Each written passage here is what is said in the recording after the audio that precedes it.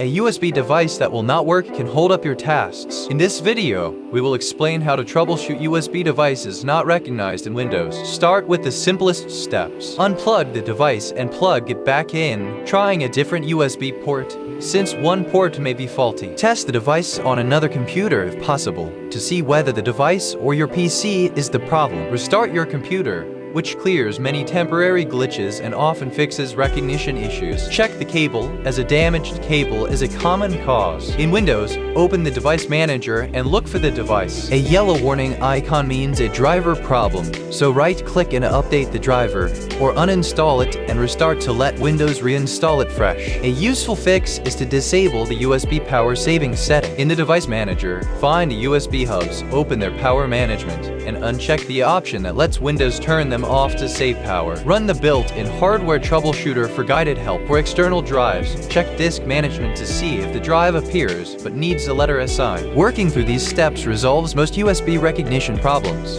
Getting your devices connected and working again.